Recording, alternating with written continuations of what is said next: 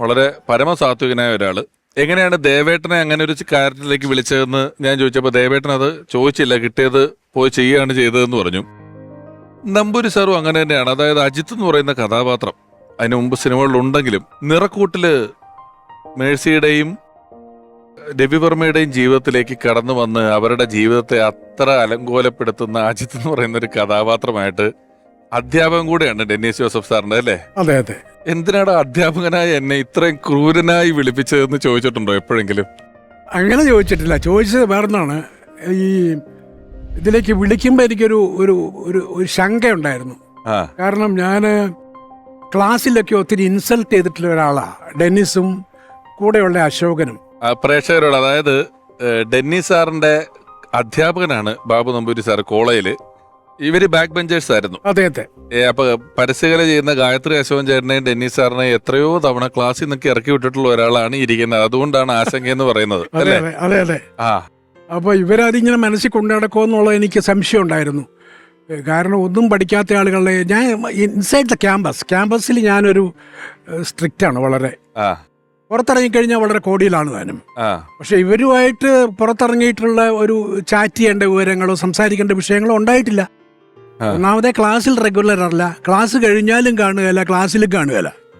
അപ്പോൾ പിന്നെ അവരെ എങ്ങനെ അവരുമായിട്ട് മിങ്കിൾ ചെയ്യാൻ പറ്റും?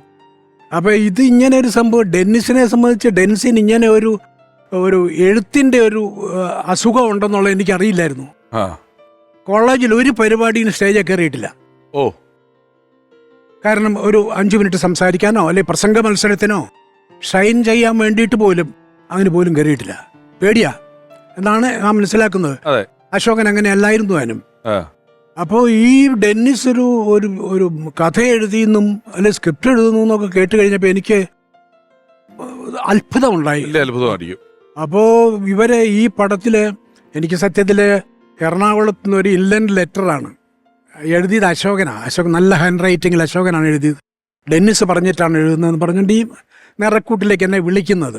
അപ്പോൾ അത് ആദ്യം എനിക്ക് സ്ട്രൈക്ക് ചെയ്തേ അത് സത്യമാവില്ല, ഇത് ഇവരെ രണ്ടുപേരും കൂടി ആലോചിച്ച് നമ്മളെ കുരിശി കയറ്റാനുള്ള എന്തോ ഒരു പരിപാടിയാണെന്ന് എനിക്ക് തോന്നലുണ്ടായി.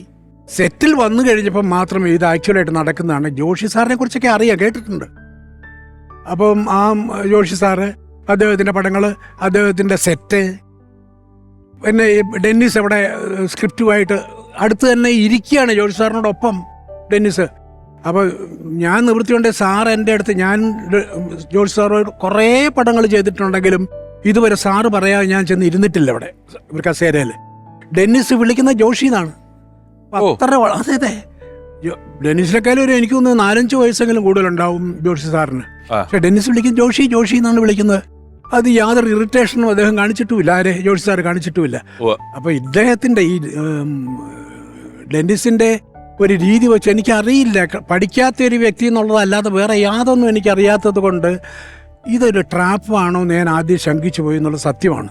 മാത്രമല്ല അവിടെ ചെന്ന് കഴിഞ്ഞപ്പോൾ ഈ റോളിൻ്റെ കാര്യം വന്നു കഴിഞ്ഞപ്പോൾ എനിക്ക് പിന്നെ പേടിയായി. കാരണം കോളേജിലെ ഉള്ള എൻ്റെ ഇമേജ് ആകെ തകിടം മറിക്കാനായിട്ടുള്ളൊരു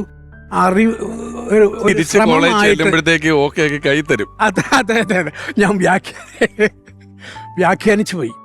അതൊക്കെ അന്നത്തെ കാലത്തൊരു തോന്നലുണ്ടാകാമല്ലോ. പക്ഷെ ആ പടം കഴിഞ്ഞിട്ട് എനിക്ക് കിട്ടിയ ഒരു ഫീഡ്ബാക്ക്, പിന്നെ മറ്റു കുട്ടികളുടെയൊക്കെ ഈ ക്ലാസ്സിൽ വരാന്തയിലേക്കൊക്കെ നടക്കുമ്പോൾ കുട്ടികൾ, നമ്മൾ ക്ലാസ് എടുത്തുകൊണ്ടിരിക്കുമ്പോൾ മറ്റ് ക്ലാസ്സിലെ കുട്ടികൾ വരാന്തയിൽ കൂടെ ഞാൻ നടക്കും. അപ്പോൾ നടക്കുമ്പോൾ നമ്മളാണ് ക്ലാസ് എടുക്കുന്നത്, ഞാനാണ് ക്ലാസ് എടുക്കുന്നത്, ഒരു മൂളിച്ചോടുകൂടി അവർ പോവാം. ഇതാണ് അതിൻ്റെ കഥാപാത്രം വെച്ചിട്ട്. അതെ അതെ. നമ്മളിപ്പം ആകാശദൂത് എടുത്താലേ ഞങ്ങളൊക്കെ നോക്കുമ്പോൾ അന്ന് NF വർഗീസ് ചേട്ടൻ ഒരു മിമിക്രി കലാകാരനാണ്. അദ്ദേഹത്തിനാണ് വില്ലനായിട്ട് ആകാശദൂതിൽ കാസ്റ്റ് ചെയ്തിട്ടുള്ളത്. അപ്പൊ പൊതുവെ വില്ലൻ എന്ന് പറയുന്നത് നമ്മളെപ്പോഴും കാഴ്ചയിൽ സിനിമയിലെ വില്ലൻ എന്ന് പറയുമ്പോൾ വെറുതെ ഇങ്ങനെ വന്ന് ഇറങ്ങിയ വില്ലൻ വന്നു തോന്നുന്ന വില്ലന്മാരാണ്. പക്ഷെ യഥാർത്ഥത്തിൽ നമ്മൾ പത്രത്തിലൊക്കെ വാർത്ത വായിക്കുമ്പോൾ പല കേസിലെ പ്രതികളും പല പോലീസ് പിടിച്ച ആൾക്കാരും ഒക്കെ വളരെ സാധാരണത്വം തോന്നുന്ന സാധാരണക്കാർക്കിടയിലുള്ള ആൾക്കാരായിട്ടാണ്. ഒരു പക്ഷെ അതുകൊണ്ടായിരിക്കും വളരെ സാത്വികന്മാരായ ആളുകളെ പിടിച്ച് ഇതുപോലെയുള്ള വില്ലനാക്കി കൊണ്ടുവരുന്നത്. ഡെന്നിസ് കൺസീവ് ചെയ്ത ആ പടത്തിലെ വില്ലൻ അജിത്ത് എന്ന് പറയുന്ന ഫോട്ടോഗ്രാഫർ, അത് പടത്തിന്റെ അവസാനം അറിയാവുള്ളൂ ഇയാൾ വില്ലനാണെന്ന്. എങ്ങനെ ഒരു തോന്നലൊക്കെ ഉണ്ടായിരുന്നു ഡെന്നിസിന്. മലയാള സിനിമ അതുവരെ കണ്ടിരുന്നതെല്ലാം നമുക്ക് വലിയ വലിയ വില്ലന്മാരെ നമ്മൾ കണ്ടിട്ടുണ്ട്. ഉമ്മുക്ക മുതൽ ബാലങ്ക മുതൽ ഒത്തിരി പേരുണ്ട്. TG രവിചേട്ടൻ, ഞാൻ ഒത്തിരി പേരുണ്ടല്ലോ. അപ്പോൾ ഇവര് ഒക്കെ ഈ പറഞ്ഞ മാതിരി, ഇപ്പം ഷാരടി പറഞ്ഞ മാതിരി വന്നിറങ്ങുമ്പോഴേ അറിയാം, ആദ്യത്തെ ഷോട്ടിൽ തന്നെ അറിയാം ഇവനാണ് പ്രശ്നക്കാരൻ എന്നറിയാം. അതങ്ങനെ അല്ലാതെ ഒരു ചിത്രം വരണം എന്ന് ഉദ്ദേശിച്ചാണ് അവർ പലരെയും അന്വേഷിച്ചെന്നൊക്കെ എന്നോട് പറഞ്ഞു. ശരിയാണോ എന്ന് എനിക്കറിയില്ല. പിന്നെ ഈ ആര് പറഞ്ഞാലും ജോഷി സാറിന് ഒരു ഉറപ്പ് വേണമെങ്കിൽ വേറെ ഒരാൾ പറയണം. അതാരാണെന്നുള്ളത് ഡെന്നിസിൻ്റെ ഒരു പുസ്തകത്തിൽ എഴുതിയിട്ടുണ്ട്.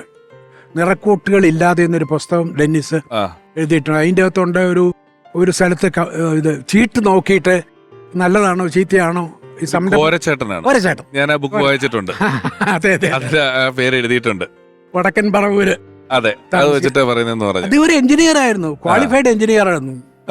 നമ്മൾ വില്ലന്മാരെ കുറിച്ച് പറഞ്ഞതുകൊണ്ട് നല്ല വൈശാലി പോലുള്ള ചിത്രത്തിലെ വലിയ രാജാപാത്ര കഥാപാത്രം തൊട്ട് നിരവധി വില്ലനായിട്ടും 90കളുടെ പകുതിയിൽ ഒരുപാട് ഹിറ്റ് സിനിമകൾ, ആ കാലത്തെ യുവാക്കളെ എല്ലാം ഇഷ്ടം പോലെ ഹിറ്റ് സിനിമകളിലൂടെ അത്ഭുതപ്പെടുത്തിയിട്ടുള്ളതുമായിട്ടുള്ള ഒരാളാണ് പ്രിയപ്പെട്ട ബാബു ആന്റണി ചേട്ടൻ. അദ്ദേഹം ഇപ്പോൾ ഡെന്നിസ് സാറിനെ ഓർക്കുന്നു. മലയാളത്തിലെ ഏറ്റവും നല്ല തിരക്കഥാകൃത്തുക്കളിൽ കണ്ടിട്ടുള്ള ഏറ്റവും നല്ല തിരക്കഥാകൃത്തുക്കളിൽ ഒരാളായ ഡെന്നിസ് ജോസഫിനെ ഞാൻ ആദ്യം പരിചയപ്പെടുന്നത് പ്രണാമം എന്ന് പറയുന്ന സിനിമയുടെ സെറ്റിൽ വെച്ചാണ്. ഭരതേട്ടനായിരുന്നു അതിൻ്റെ ഡയറക്ടർ. അപ്പം അന്ന് ഞാനൊരു കൊച്ചു പയ്യനാണ്. അപ്പോൾ അങ്ങനെ വലിയൊരു സൗഹൃദം അല്ലെങ്കിൽ അവരുമായിട്ട് സൗഹൃദം പുലർത്താനുള്ള ഒരു സ്വാതന്ത്ര്യമൊന്നും എനിക്കില്ലായിരുന്നു. അപ്പോൾ എൻ്റെ ഒരു അറിവിൽ ഈവൻ തമിഴ് സിനിമ പോലും ഒരുപാട് സിനിമകൾ ഡെന്നിച്ചാനെ അല്ല ഡെന്നിസ് ജോസഫിനെ ഉറ്റുനോക്കിക്കൊണ്ടിരുന്നു. മണിരത്നം സാറിൻ്റെ വളരെ പ്രിയപ്പെട്ട ഒരു എഴുത്തുകാരനായിരുന്നു. അഞ്ജലി എന്ന സിനിമ എഴുതാൻ വേണ്ടി ഡെന്നിച്ചാനെ അദ്ദേഹം വിളിച്ചതാണ്. പക്ഷേ ഡെന്നിച്ചാൻ സൗകര്യം ഉണ്ടായില്ല. അഞ്ജലി എന്ന സിനിമയിൽ ഡെന്നിച്ചാൻ്റെ ഒരു പ്രസൻസ് ഫീൽ ചെയ്യിക്കാൻ വേണ്ടിയിട്ട് അദ്ദേഹം പ്രഭുവിൻ്റെ ക്യാരക്ടറിന് ഡെന്നിസ് ജോസഫ് എന്ന് പേരിടുകയും ചെയ്തു. അപ്പം അഞ്ജലി സിനിമയിൽ ഞാൻ ഉണ്ടായിരുന്നു. അപ്പം ഞാനിങ്ങനെ കൊച്ചിയിലേക്ക് പോകുന്ന വഴിക്ക്, ഞാനും വൈഫും പോകുന്ന വഴിക്ക് ഡെന്നിച്ചാൻ എന്നെ ഇങ്ങനെ വിളിക്കുന്നു, ഒന്ന് ഏറ്റുമാനൊരു വീട്ടിൽ കയറിയിട്ട് പോകാൻ പറയുന്നത്. അപ്പം ഞാനവിടെ കയറുമ്പോൾ എന്നോട് ഇങ്ങനെ പറയുന്നു, വജ്രം എന്നൊരു സിനിമ പ്ലാൻ ചെയ്യണം, അതിൽ ഈ ഒരു ക്യാരക്ടർ സംഭവം ചെയ്യണം. അപ്പം ഞാൻ ആക്ച്വലി ഒരു ഡൽഹി ടൂർ വൈഫ് ഞാനും കൂടെ പ്ലാൻ ചെയ്യണം, താജ്മഹലൊക്കെ കാണാൻ വേണ്ടിയിട്ട്. അപ്പോൾ ഞാനിങ്ങനെ ഒരു വല്ലാത്ത അവസ്ഥയല്ല, ഇത് ചെയ്യണോ അതോ താജ്മഹൽ കാണാൻ പോകണോ? അപ്പം മമ്മൂക്കായും വിളിച്ചു. മമ്മൂക്ക പറഞ്ഞു, ബാബു ഇത് വിടരുത്, നമുക്കിത് ചെയ്യണം എന്ന് പറഞ്ഞു. അപ്പം ഞാൻ വൈഫിനെ സൈഡിൽ വിളിച്ചിട്ട് ചോദിച്ചു, താജ്മഹൽ കാണണോ പടം ചെയ്യണോ എന്ന് ചോദിച്ചു. അപ്പോൾ വൈഫ് പറഞ്ഞു, താജ്മഹൽ അവിടെ ഉണ്ടാവും, പടം ചെയ്യാൻ പറഞ്ഞു.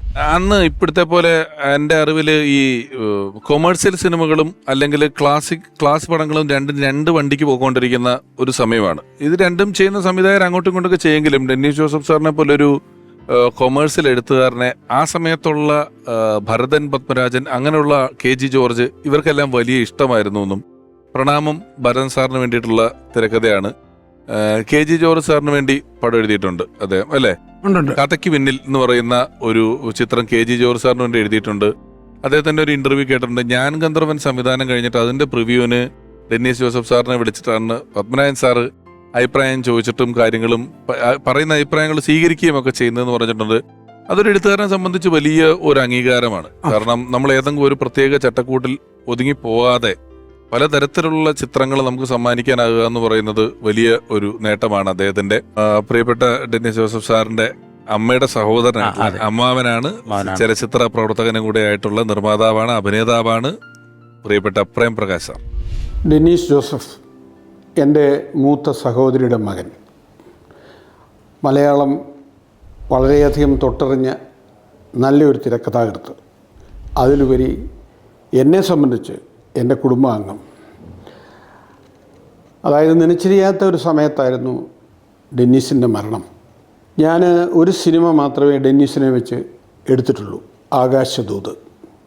ആകാശദൂത് എന്ന് പറഞ്ഞ സിനിമയുടെ വിജയം പ്രധാനമായും അതിൻ്റെ തിരക്കഥ തന്നെയാണ്. വളരെ മനോഹരമായ ഒരു സ്ക്രിപ്റ്റിംഗ് പാറ്റേൺ ഡെന്നിസ് അതിലെടുത്തിരുന്നു. ന്യൂഡൽഹി, നിറക്കൂട്ട്, ശ്യാമ, കോട്ടയം കുഞ്ഞച്ചൻ എന്ന് വേണ്ട നമ്മുടെയൊക്കെ മലയാളികളുടെ മനസ്സിൽ എന്നും പതിഞ്ഞു നിൽക്കുന്ന ഒട്ടേറെ സിനിമകൾക്ക് അവൻ തിരക്കഥ എഴുതി. അഥർവം പോലെയുള്ള സിനിമകൾ ഡയറക്റ്റ് ചെയ്തു. ഇവിടെ പറയുമ്പോൾ എനിക്ക് ധാരാളം ഓർമ്മകളുണ്ട്. ഡെന്നിസിൻ്റെ ചെറുപ്പം, ഞങ്ങളുടെ തറവാട്ടിൽ അവൻ വളർന്നു വന്നതും ഒക്കെ എൻ്റെ മനസ്സിലുണ്ട്. എന്തായാലും ജനങ്ങളുടെ മനസ്സിൽ ഡെന്നീസ് ജോസഫ് എന്നും ജീവിക്കും. സിനിമാ മേഖലയിൽ എന്നും ഓർമ്മിക്കപ്പെടും എന്നെനിക്കറിയാം.